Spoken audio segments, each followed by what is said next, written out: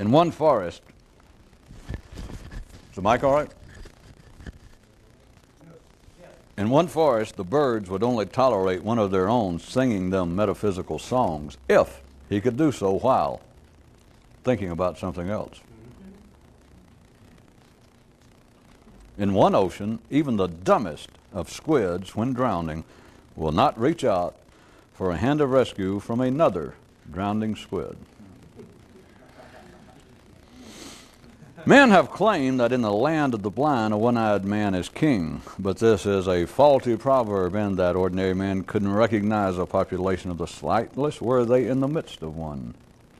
See, that's just what I meant. There was once a school of individual mystery and such, which pictured the heightened state of consciousness possible in man as an unknown room in the middle of the house into which everyone is born. They said that first a man must be made aware of its existence, then pointed in its general direction, then reminded constantly of how difficult it is to remember its existence. According to a certain desert legend, life keeps men from troubling themselves, and possibly itself as well, over some particular mirage by surrounding them with an almost infinite variety. As per an unpopular metagnostic fact, no one but a suicide victim can kill themselves. Instead of beliefs and opinions, man had a collection of bumper stickers. He says they're cheaper, easier to store, and work just as well. How to tell that you've located a safe mystical school. It has lots of rituals and regulations regarding appearance and behavior, and of course, mucho rules about how to treat its senior members. One day, a certain cowboy found himself far out of town on a wide open plain that seemed to somehow abut a range of mountains, possibly in the distance. And as he stopped and attended to the surroundings, thought, why will men accept as climbing directions mappings from prairie dogs of their prairie dog villages? Then a man sitting in our audience hearing this thought, why, even with fresh allegories, continue to bring up this subject? The alert by now must realize that this is the way life is, topographically arranged, and that everyday people have no interest or need to ever see any higher or wider than is their present view. Pardon me, conductor, but is there anything to read between here and Istanbul?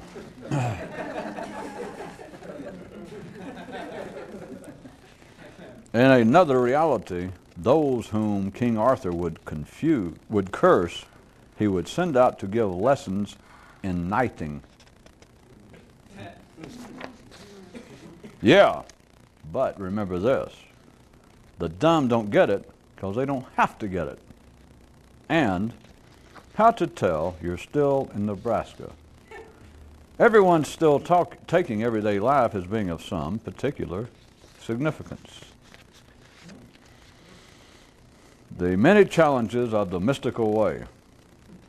It's hard to remember what to do if you don't remember good. It's hard to remember to do what you're supposed to do if you can't remember to do it. It's hard to remember how undependable and weak you are if you don't remember to do what you're supposed to, and notice how seldom you remember to do it.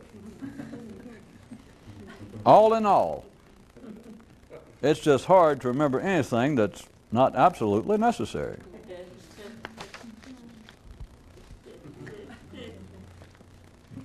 That was a dramatic gesture. Too late for the Academy Awards, isn't it? The finances of government and the gods of religion are similar in that they both exist only through their citizens' and supporters' contributions thereto.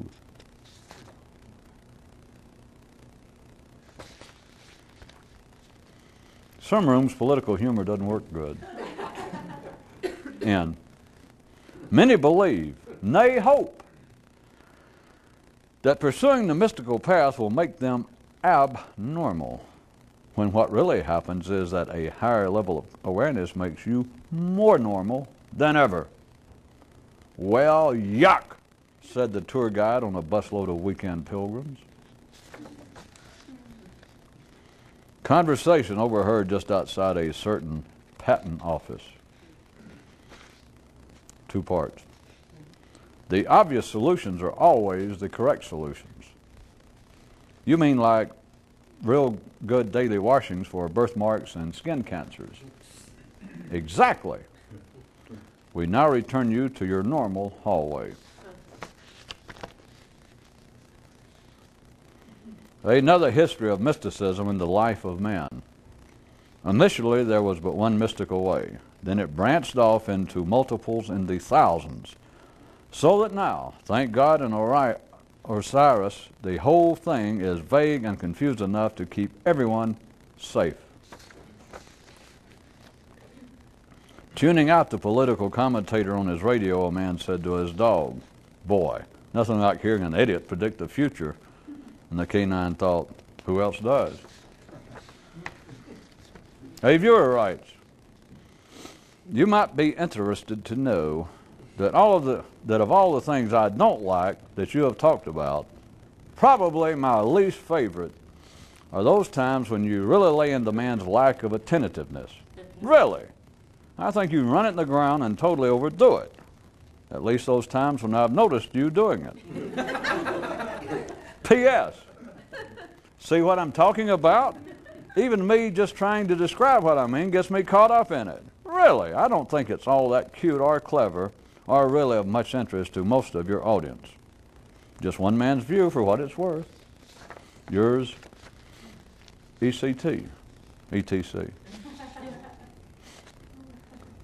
For those who fear being seduced, drugged, hypnotized, or otherwise unwittingly being drawn in and captured by the great mystical work, there is a simple safeguard.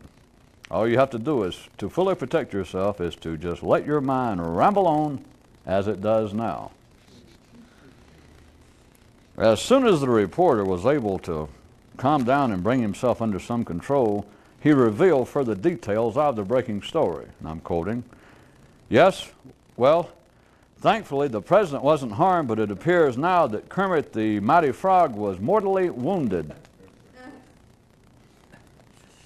There are dribbling leaks coming in from the world of archaeology, which supposedly reveal that Dr. Freud only put forward the idea of men having a motivating, unconscious mind after the city fathers closed down Vienna's only ventriloquist factory."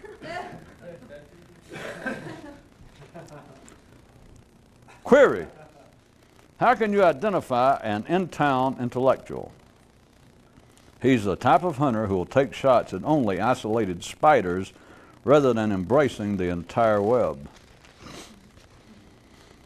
One man thought, if everything wasn't all connected up, then I might be able to remember something extraordinary to do.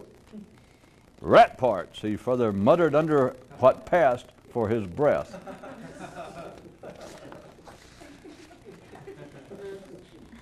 As regards the treatments normally available, a more alert person's response to the old question of what to do till the doctor comes is die if possible.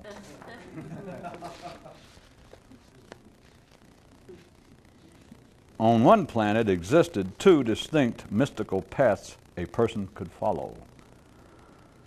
The first taught that a man had to forget everything except this one thing, while the second approach said that a man should pay attention to everything in life except this one thing. Mr. Ticket Master, may I have several tickets to nowhere that you go? On certain unstable, bright-lit days, as the train would threaten to actually leave the station, a crowd might gather around and sing out a rousing rendition of a going-away song that no one had ever heard before. What other kind count? What other kind can do less damage than good? What other kind holds any promise for a traveler seeking to journey to the unknown? Mr. Ticketmaster, why can I only find stations that I can find? Yet another way to look at the question of ever actually leaving Paris consistently enough to make progress toward Istanbul is to consider it a matter of hitting the nail directly on the head. Any nail,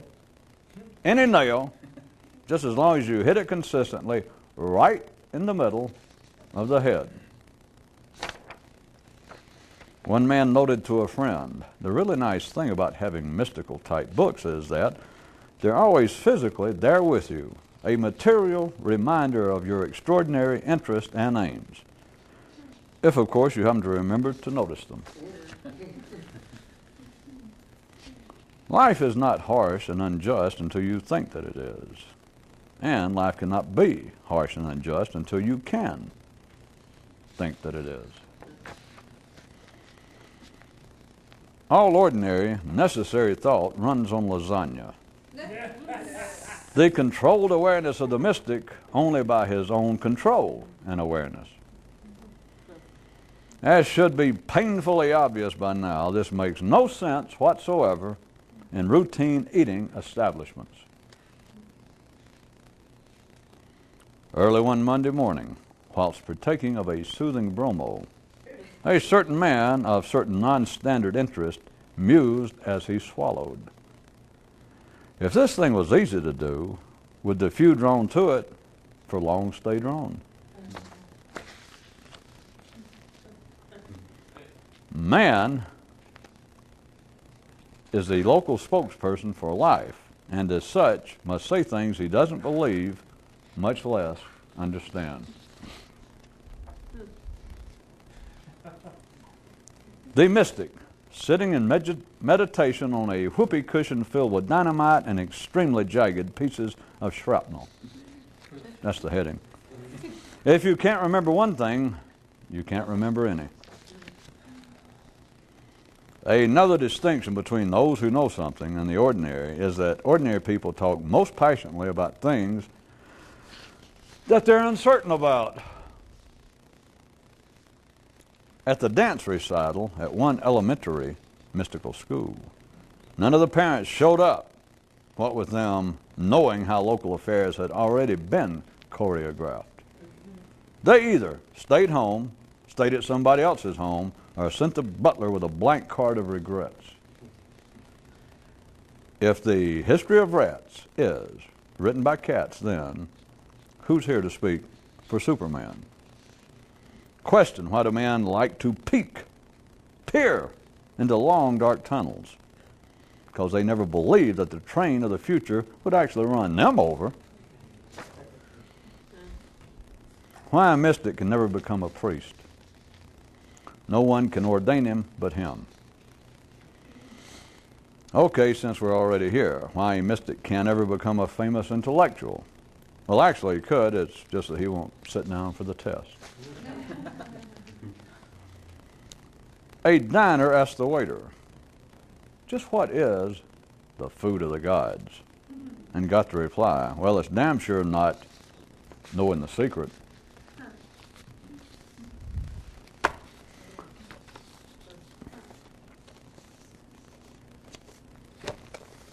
Still had some of the questions, and we were talking last time. I bet I think that you forgot what we were talking about. But say I can tell you didn't. It was about the mind using reality as breaking up life itself into pieces. But there's several questions since I'd threatened to use them, that had come in here. One from, let's see, Connecticut, and the other one from, well, they signed it Macedonia, but they're having problems, and I'm not going to get into that. They can call it Macedonia if they want to.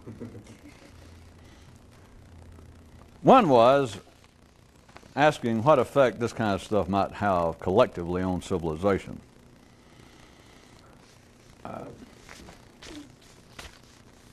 Consider there were 1.5 tonight.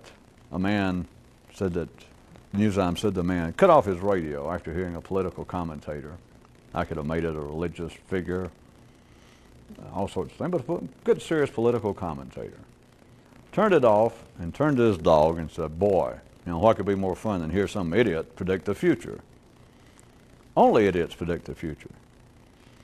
Always, I pointed out, or tried to get you to consider, how stodgy, how slow-moving life is, to the point that after I've spent years continuously saying, now I don't mean this as criticism and you're wasting your time to get critical of life, but some of you already know a little bit better than that and see through it and know that I'm just trying to win over the public and probably eventually run for public office or try to sell something. I'm just trying to ingratiate myself as best as possible. There's no reason I do all that stuff about saying, well, no offense to any Catholics or Jews or Italians or Irish, hell, screw them. The guys at Kroger, caught me over by the kumquats and said, yeah, I know what you're up to, you just can't say it. Somewhere in the midst of all that, I should blame it on somebody else. If the truth be known, I'll use some of the mythical figures you like. If the truth be known, who sounded like a great story of Jesus? It sounded like sometimes he got testy. Abraham sure as hell got testy. Buddha. How about that? Buddha his story just covered. Anyway, here it is. They assumed that he was a pacifist. Always talking about how nice and your fellow man couldn't help what he was and all that. Okay, let's take that. I'm going to tell you, one of the few, I'm just going to let you know some secrets. Buddha, many times, off by himself, he never told anybody, you're just going to have to trust me. Many times he'd look around at life and what was going on. And what he was thinking at times would certainly be in conflict with what he's remembered as having said. I don't mean constantly. I don't mean it disavows what he said. All I'm telling you is that even a Buddha looks around sometimes. I'm just going to tell you the truth. And looks around what's going on and thinks, God damn, Jesus. And he checked his watch, how much longer do I have to live here? Now, that's just one way to put it. I could have put it another way, but I put it that way, didn't I? Sure sounded like it. Did it? All right. But the validity, the basic validity, whatever that is, of what I said about the excuse-moi-s, of the density, the slow, as they say in Mississippi Neurological Society, the slow intellectual walking of most of humanity. And see, I'm not saying that's just from my viewpoint or just speaking for Buddha. It's just that he's not here is the only reason I went ahead and said it for him. Because some of you have been close enough that you understand that this whole thing about, well, wait a minute, we've got to forgive all of humanity. And I'm just using the kind of ordinary words that people use. You never heard me say it. I just said that you're wasting your time and you're dumb to get involved in criticizing what seems to be stupidity of any sort in life. That you are personally wasting your time if you feel critical. Because you're then at the same level. But to say that it is acceptable, to say that, well, boy, am I delighted to get up today and find out that nobody is moving intellectually any faster than they were yesterday.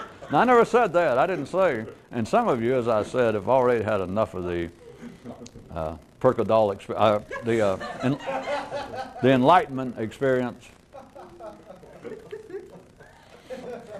I guess for you people on TV land, if you're interested, I don't hate to make inside jokes, but before you were on the air tonight, someone has suggested that perhaps nowadays that even if you're going to have some sort of publicly stated school like the School for Enlightenment, that nowadays, because people are now prone to sue at the drop of a hat and become upset, and I don't know, times change. This is not 500 BC, obviously. That perhaps now, if you were actually going to run such an organization, and just on the offshoot that somebody shows up and finally one day does sort of wake up and reach Buddhahood, that still perhaps you should have somewhere there stashed around the place, some sort of dope, some codeine or some Percodan or something to give them to go along with it, just in case, knowing nowadays, even though I told you nobody's ever asked for their money back, but just in case they do sort of experience the enlightenment and still, like I said, times change and then go, try to sing Lieber and Stoller and go, is that all there is? Too late, Peggy Lee's already done the song. Don't try to pull it out. Take some drugs. Take some dope, damn it. That's the whole point. Now back to where we were.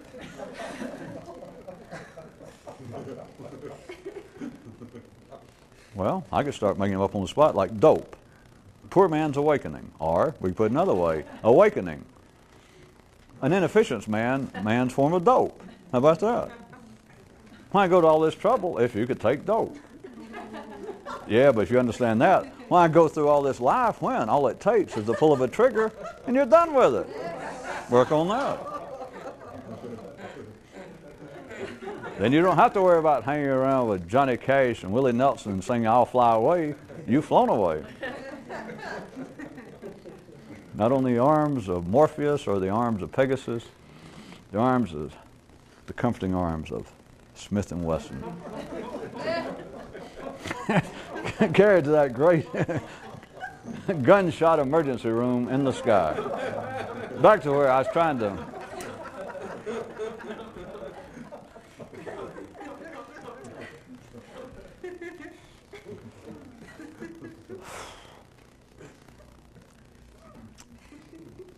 What are we talking about?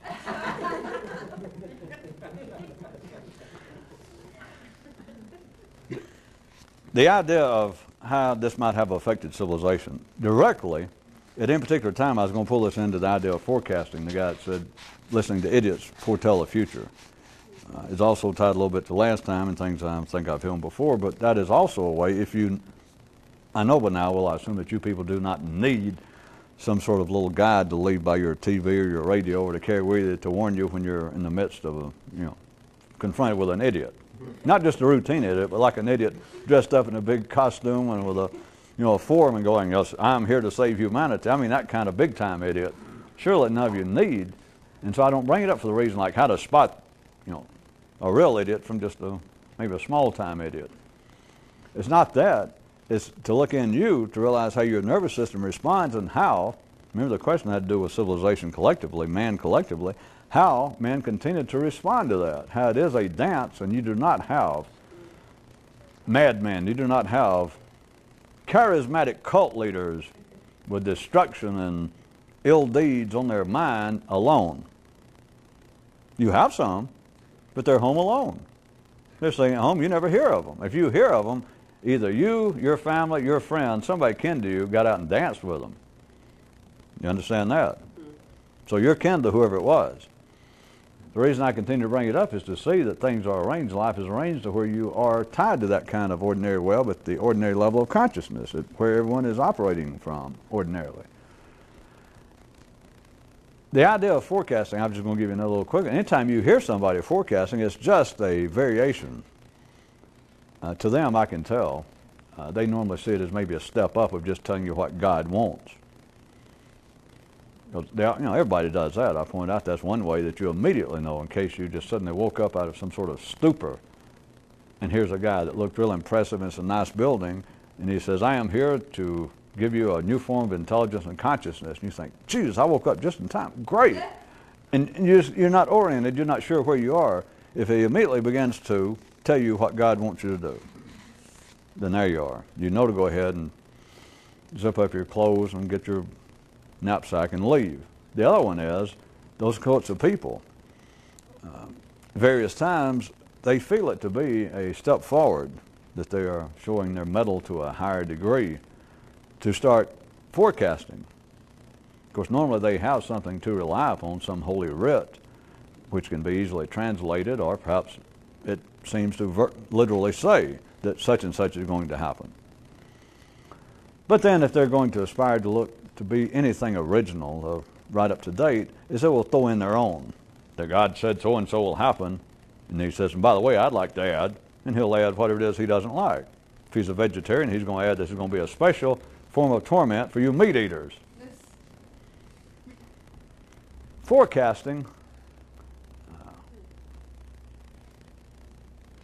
is an absolute waste of time at the ordinary level. It does not stop people from doing it, and I don't mean just the people doing it. It does not stop other people from listening. Again, anyone who needs any additional suggestions regarding the level of human intelligence, consider some of the leading newspapers in this country, the leading magazines, some of the leading thinkers. It's on PBS, television, educational stations. A great one, a great example, always has been, but is economic forecasting. Investment advice, which it takes somebody with what? What should we say? The IQ of what? To believe that somebody who can actually forecast what's going to happen in the stock market tomorrow, anytime, that they're going to come on TV and tell you. I mean, it is so obvious, it is so point blank. I mean, it's almost worse than religion for those that can see past it. You think, no, this can't be happening. You know, I've passed out. I took too many Percodans while watching TV, and I'm dreaming this, that there's a man with a huge fancy backdrop, and he's got all kinds of degrees, and he's wearing a $1,000 suit, and they show him getting out of a stretched limo and all this, and you look at him, and he's saying, I am going to be glad to reveal some of my forecast of where the stock market's going in the short range.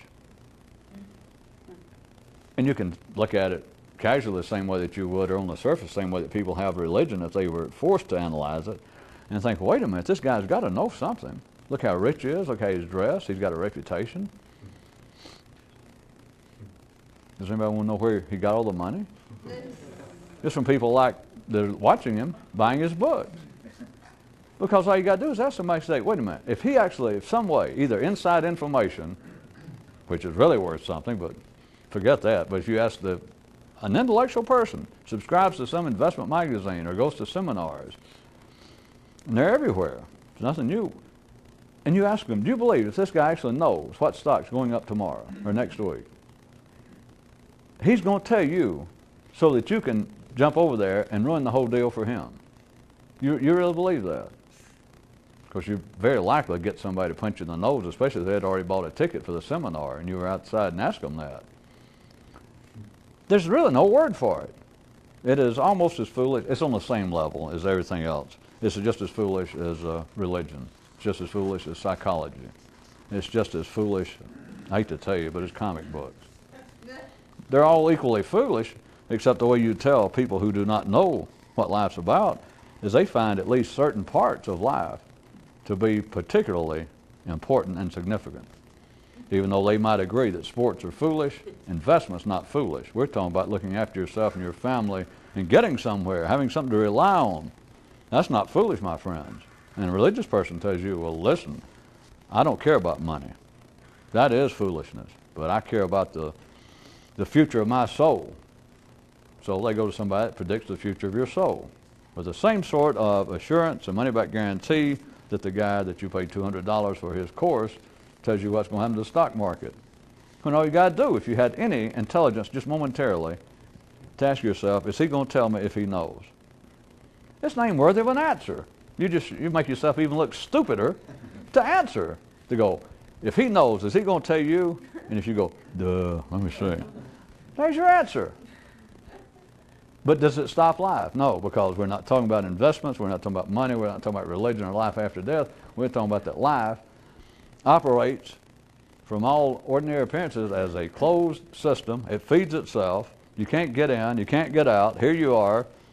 And if you don't know better, you're either going to sit here and go crazy, take up drinking, take up dope, get bored to death, just be ordinary, or at that level, it is of no importance, but it is, I guess, a little better off for ordinary people rather than to sit around and rot from ennui or become drunks. Not that we care, especially us that own liquor stores, you know, like we're going to object. But it's better, I guess, for people to have a little hobby and go, well, I like being religious. Or I like investing. I don't spend a lot of money. I don't waste money to hurt my family, but I play the stock market a little. I buy books. I like to read about it. I like to keep up, and I'll track a stock and pretend I bought it, and I'll see what I would have made if I'd had enough money. That's fine. Except ordinary people cannot see that all of it is cut from one cloth. All of it is one system. That the idea that you can predict and it has any significance, that it is going somewhere, that it has some particular importance to you, whether it be religion, finances, sports, art, your looks, How about anything? I mean, is that too drastic? Yeah, it is for everybody, but a few people on this planet, because everybody else would hear anything. As I've already pointed out, everybody else hears, if you comment on life, they either don't hear it or they hear it as a critique. You cannot talk to ordinary minds. Check with yourself, you got one. You cannot talk to people, ordinary minds, about life without them hearing it as criticism, which is that kind of losing game of me running up and down the sidelines. I've set up this new kind of sports game, and I'm out there playing it, but plus I run down the line saying, don't take it seriously. Now, it doesn't mean that one side's winning. That's the whole thing about me saying, don't be critical. It's not either here or there, because the mind ordinarily wants to pick out certain parts and go, well, all right, now this is of some importance, or this is of more importance than that. Only a few people. Of course, I guess you might even try to infer that that might be part of seeing what's going on in life, that that's what part of what the secret is. But you understand, an ordinary person, they would not, if there was some observable truth to me saying that ordinary affairs are neither here nor there with people, but they must believe they are. And if you took ordinary people and you could strip that away from them, you would not have done them any good. Back to the question of what effect this has on collective civilization. The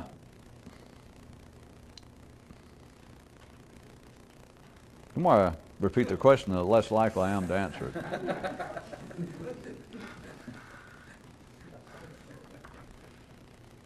How about let's go from that? Now, I won't forget it because I still got it right here. It's on top. It's on top. How about this? In the world of magic, the entertainment, there's a form called mentalism. Mind reading, sort of, I guess you'd know it as. But several nights ago, there was a news item that was entitled Questions and Answers. Questions and questions, answers and answers, and etc. And so here we are, I'm dealing with questions. There is a form, there's a method in the world of mentalism, back when magic was popular as an entertainment, that's known as the one-ahead reading method. And it comes to mind, so to speak, having to do with people attempting to forecast the future, or better yet, wider yet, people attempting to make some sense out of life and to think that there are important questions to be asked. And it does no good to start with for me to stand here and make it sound as though it's a continuing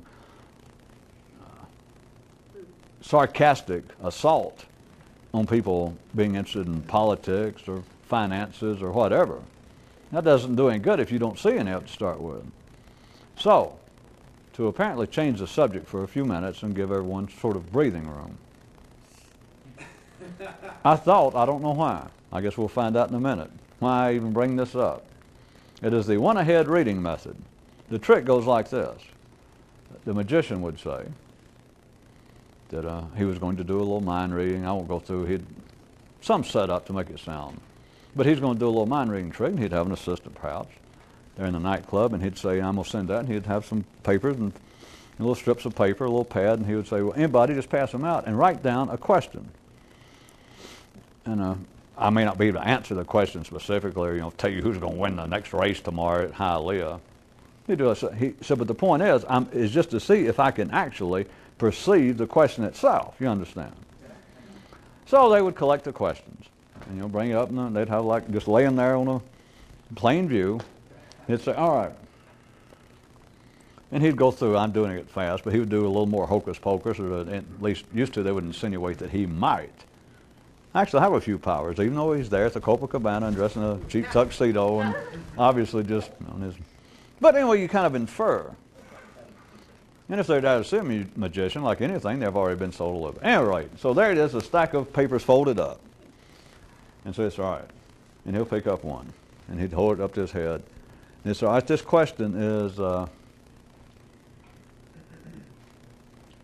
right, it's from somebody. In fact, they put their initial, it was somebody, A, B, it's a woman, Alice somebody. And you'd hear somebody go, ah! And he'd go, wait.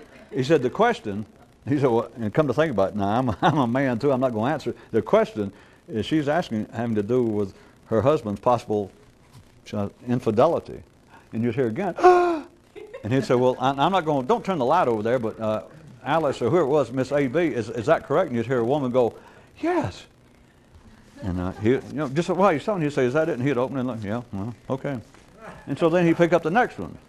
And he'd start, and he'd say, well, somebody's asking if I can tell what hometown they're from. Do you understand? The point was, it was a shill, and the one that he picked up the first time, it was just his assistant sitting over here, and he'd say, all right, you want to know whether your husband's being unfaithful and all that, and then he'd kind of look just casual, like, well, yeah, and he's reading the question about, can you tell me what state I was born in? And so he's constantly saying that he's reading one, but it's called the reading one ahead method. That is, he's reading the question before he's answering it, and you see already one down. You don't know he had a shield to start with. And so from there on out, you understand, he keeps answering just constantly your question. You wrote down something like, where'd you learn to be a magician?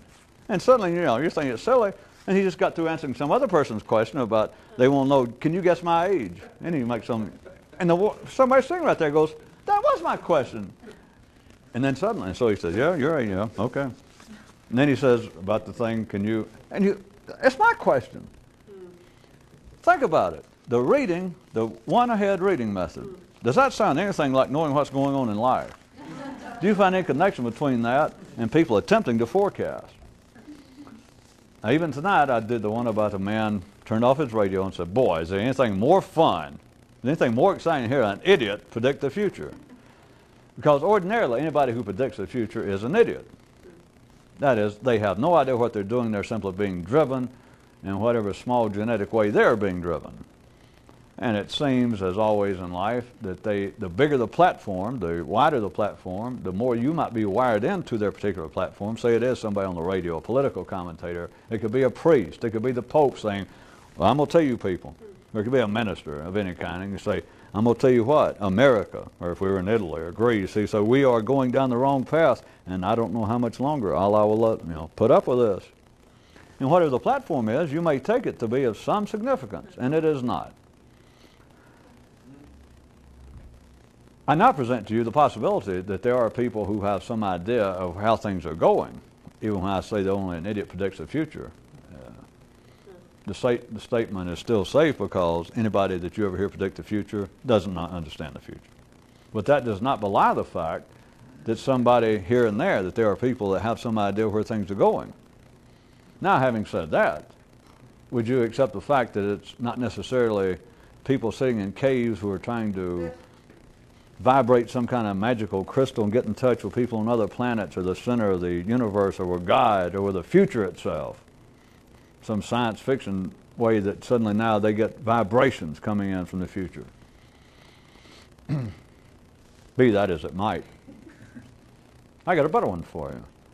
If you could think in a non-linear manner, if you could think without taking sides, if you could think without you caring which way it went, if you could look at what goes on right in front of your, are you about to say very eyes? Very eyes. I don't know how you knew that. I was going to say, look what's going on in front of your very eyes, and there's the future. And I don't mean that just in some theoretical way. There are things going on. I'm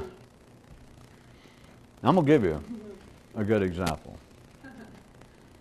There are a bunch, but here we are, circa middle of 1995, and United States. Here it is. This is probably viscid, complex, and maybe even surprising enough that many of you will not get it. Boy, will I be shocked. It should be my fault, though. I should take the blame if you don't get it. All right, I take the blame, so what? Here it is. There is now, and some of you, or at least are old enough, and some of you are still even tied to it, that, well, in general, the external world is important to all serious people, to all ordinary serious people. That out there, just in general, the world is. Because of the physical level, there's no doubt it is. It is from out there, whence cometh thy physical manna. It's what keeps you alive physically. But insofar as there being particular significance and importance as to what goes on in man's singular intellectual world, here we go. besides ordinary people taking it seriously, people take general news as serious. This is all tied together, and I could get all hung up one way or the other, and I will have to remind, or I will remind everyone, that I am not about to make some particular point to this now, which, if you'll notice, your mind will start to want to listen, and you'll think that you're the guy next to the kumquats at Kroger going, I knew it, I knew it, no, no, no, no. But I'm going to take what's going on, and it's pretty far removed from apparently sacred matters and psychological. It seems to be quite crude, but by many people's view, important. That is the news. Tied in with the, I'll give a quick one in the history, just general survey. Communications reaching a real widespread point in the United States. Post-World War II, radio is now very popular, talking about the after the World War II, let's say. But now, and during the war, I guess. I'm staying here making up commentaries on history, but it sort of fits. During World War II, our great presidents at the time, making speeches, there's a little fireside, Churchill and other people all talking to their country, their countrymen, giving them updates on the war. And it was like the first time. Because you got to remember back in the Civil War in the United States, the Revolutionary War, them wars would go on, and that all these people surrendered, and it took a month for somebody on horseback to come over and tell you the war's over, and you're still there killing people and about to be killed. Now it's mid-40s at least. Communications, almost every American home has a radio. You're hearing the news as it happens. The news becomes more and more important to people. And if you don't like just the word important, it becomes more and more, important is the word I want to lay on, but it becomes more and more of interest. That people living out on farms, people out in rural areas, people with little education rather than history and current events being the bailiwick of the educated and only a few people, it is now people turn their radio not only to hear what used to pass as comedy, but to hear the news, to keep up, to hear the president speak out of this little wooden box out in your farmhouse, out in the wilds of Nevada. Somebody could hold down the slot machines, we can't hear the president. Well, back then they had little small speakers in the radios. And people kept up. The news was important. That's sort of the beginning. It is still, up until very recently, the news was taken down there as sacred, according to what internal strata you held, the position you held, sort of in the, let's just leave it to the United States and now the 60s and 70s. That news, that was one way that you almost defined what a good citizen you were. Not just that, but I'm just giving you a little range in how educated or how intelligent you were, because you could keep up with the news. That you found it to be of some significance, and the news itself told you that they were significant, that it was significant. That it was more feeling. Just a few years prior to the terms they started coining of spaceship Earth, and we're all in one electronic village, that the world's becoming smaller, that we see it's more and more complicated. And up to the day that the Dutch mark can take a small dip on the other side of the world, whereas 20 years ago your father didn't know what the Dutch mark was or what a yen was, other than that waitress down, never mind. They didn't know any of that, and now you understand. Or now they tell you, and you'll repeat it down at the office somewhere, that do you realize the yen overnight, that over there now they're keeping their stock market, the money markets are open over there 24 hours a day, and the yen in the middle of the night, we're here being, and you can lose like easy 5% of your gross investment just because the yen is traded at a different rate over there overnight before it gets over here, before the markets on Wall Street even open. There's no doubt. They just happen to figure it out now ecologically, financially, that everything does seem to be, kind of be connected. You just can't get away from it. The news has been a very important thing. That's enough of that history. Now, you must know, in the last 4 or 5 years, the news is now taking pretty strong body blows. It started off indirectly over called trash journalism. And I'll leave it at TV for a second. We all know the tabloids, I guess, the papers, and that's just almost old hat. But now it's all these tabloids, as they call them, news shows that I'm giving their attack now. I'm giving the news attack. I'm giving political commentators of all stripes, started, I guess, over the last 5 or 6, 7 years, they began to point out, at first they just ridiculed and made fun of the fact of these trash TV shows, these syndicated shows that are shown everywhere, that'll take, they're on for 30 minutes, and they'll show, they're not really news, they call themselves news shows, but they'd pick out 2 or 3 horrible things that have happened and really get down to the interviews of trying to see the bodies.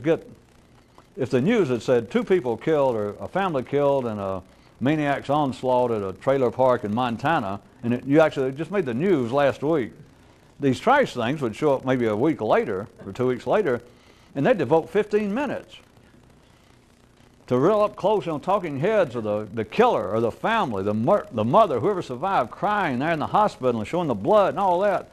And so the commentators began to make fun immediately of that, you can imagine. Now, let's move ahead up until just more or less now. They're now making observations that what used to be considered serious journalism, and by that I'll use an example of 3 networks, the serious people that claimed that for a while were on covers of magazines, the people who sit there and read the news. You know, the Cronkite syndrome. At one time, if you people remember him, if I remember somebody did a survey, and for a year or so, the man outdistanced in polls about who do you trust most? Billy Graham. That Walter Cronkite, a man sits there and reads, they write the news, they list then 20 writers, and he sits there and he reads the news, but that kind of, I'm not making fun of it. There he was, the avuncular looking guy, and he looked, you know, sincere and honest, and he had a nice speaking voice, and the news was considered important, and those people were important. Now, 1995, we have it now that the political commentators, instead of dismissing trash journalism, are now pointing out that the erstwhile, the former serious news commentators and the news programs are now imitating. They've got the same cadence. They're now laying on the blood and guts. There's less, and I'm using their descriptions, there's less of substantive, in-depth news reporting of what's going on. It is now all gossip. It is now that the major networks, and I go into news magazines, Time and Newsweek, the things that one time serious people, good citizens, thoughtful Americans would look to these places for news, something that's worthwhile, they are now more and more getting. It's like they have to compete, but you now have these network people. It's the same news that is hard to tell the difference between much of the network news every night with the nice timpanis and all the big fanfare and NBC or what it is, the news, and they come on and it's blood and guts. And they point out it's almost impossible at times to tell if you're watching that or one of these syndicated tabloid trash journalism shows. All right, everybody got that. We're not taking sides. There's validity. I mean, if you kept up with any of that, there's no doubt that what they're saying, forget the judgment, is true. It has simply changed. And they're saying that they're very similar. Yeah, they are. All right, now, if we were ordinary, you can always break it down like this if you want to jump real quick. It's always between 2 generations. See, change at the ordinary level, change collectively in civilization, in fact, remember the question, the collective level, change at that level is neither good nor bad. It's friggin' change. But the collective cannot see it. All they know is, I'm giving you the electrochemical basis, the hormonal basis, once you're past the hump, once you're an adult, you're dying. Therefore, it's almost impossible not to find what's going on to be dying. That is, you begin to look around, and back when I was younger, right when I got out of college, and I first got married and started off my job or my business, life was so much different. And I'm telling you the truth. Morality, sense of decency, just the American way of life. I mean, you people better look up, wake up. It's all sliding downhill. Yes, because you are, hormonally. Now back to their observation that what was formerly serious network, in-depth, well, serious news, serious reporting, that meant something at one time. Now it doesn't mean crap. Well, they wouldn't say that. They'd be stuffing it doesn't mean what it used to. The network, the important news shows, the so-called network news shows are now no different, no better than those trash, sliced blood and guts, syndicated trash journalism shows. That seems important to them. If you were ordinary, and again, you got your own ordinary brain there with you. It just takes, you have to learn how to tap dance on coals. Forget all these guys teaching how to, buy their course and you'll walk across hot coals real quick. They don't point out they slipped Percodan in your coffee. Nah, walking across hot coals won't get it, folks. Buddha would have, he would have laughed at that. You've got to learn how to tap dance constantly on those coals, which means you do not, so you don't call it take sides. I call it you don't get dumb, but you can call it anything you want to. That's why it's great to be an American. Well, in some countries where they had a tyrant, you'd act real stupid, and he'd hear about it and call you in.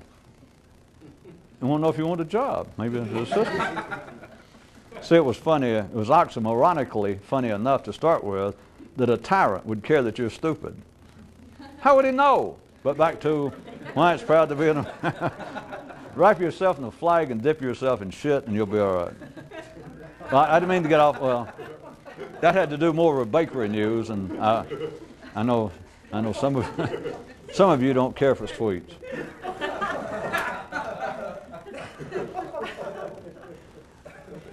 Consider. Let's take one view. Let's take a view that is right now would be considered very insightful, right up to date, and that is that the news has been seriously harmed.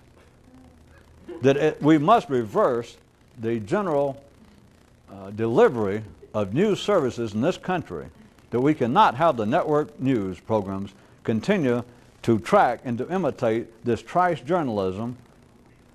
This bodes ill for all of us. We can understand that. You got a mind, you go, by God, that's true. It's got to be true. Except for this. I told you that those who can forecast the future, those who can see where the future is going, don't say anything. You couldn't tell an ordinary mind. Check with your own. It's that side over here where I told you. Check with that. If you told it, and it said, wait a minute. Now, it's that part of ordinary mind's talking back to me right now. Here we go. And it says, wait a minute. It cannot mean well. You cannot say it's an improvement that we now have the major news networks, the three networks, are now, instead of giving some in-depth reporting on affairs that would mean something to middle class, decent people, it's now almost just trice journal. It's just appealing to just the lowest common denominator in our society. You can't say that's good. I didn't say it was good. But you understand, you can go, yeah, that's right. It's got to be right.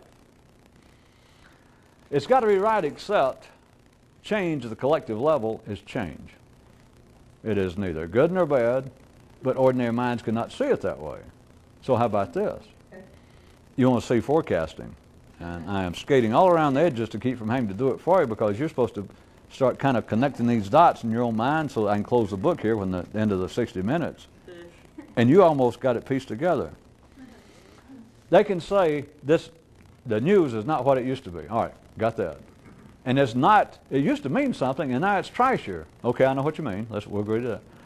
It's showing a worse reflection of society. Okay, I hear you. I know what you're saying. We could expand it right quick and say, well, education, the SAT scores, the IQ tests that they give everywhere. The country is becoming less literate. You've got now, whatever it was, I don't even know, I'm just making it up, that if they gave high school graduates tests and 10% of them never heard of the Roman Empire, 20% of them never heard of Shakespeare, that kind of stuff, it comes out. And you can go, well, that certainly shows a diminishing of the general level of intelligence and cultural awareness and that sort of humanity. Yeah, it does. But what's the one thing missing in that? I'm agreeing to all of it. That is, I'm agreeing, yeah, I know what you're saying. And you cannot actually say otherwise. You'd be an idiot. Well, how about this? An ordinary mind being only one-eyed, especially having any sort of platform, catches your attention, and it points out, are you aware of the fact that the parade, it seemed like it's been going along, do you realize it's going over in that direction? And you go, well, yeah. And they go, well. Because they wouldn't do that. They would have already stated indirectly, at least, tacitly at least. Can you believe, do you see the parade's going that way? What's the one thing that the ordinary mind cannot conceive of?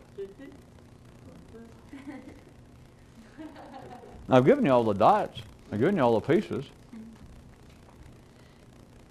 Of course, you could put them all together right past that. You're about to step into the wonderful world of Percodan and enlightenment. Because not much further past that, and you go, oh!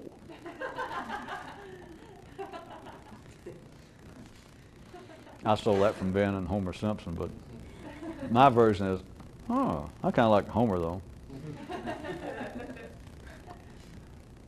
But notice there's nothing to be said, or I'm not going to tell you anything to be said after that. It's, oh. But everybody else is jumping up and down on each side of the parade. Let's do it that way, on the right and the left side, the conservative and the liberal side. How about this? One generation and the other generation. How about the one that people are becoming less literate now because kids are tied to video games or playing around computers and they don't really have to read anymore? Let's say that's true. Who's decrying that? Not kids, not that generation. Their parents and their grandparents. Look at what's happening. And if you listen to them, you think, by God, you're right. And you will go and stand with them, especially if you're over, let's say, 17 or 25. By God, they go, they're just illiterate. All they do is play games and talk on computers or something. They couldn't read the book if they had to. What's happening? I don't know. You know what's happening? That. Yeah, but you see, the whole parade went that way. I mean, do you even see it? What, are you an idiot? Are you blind? No. They think, why am I talking to you? You're crazy. There.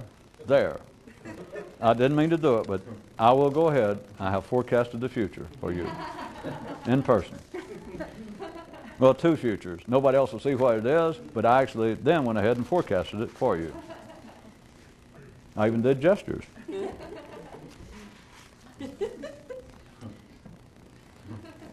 Okay, well, the last one. We got time for one more. It's a gentleman that, I believe, yes, a man. He wanted to know if I can guess his middle name. Elmo. Yep.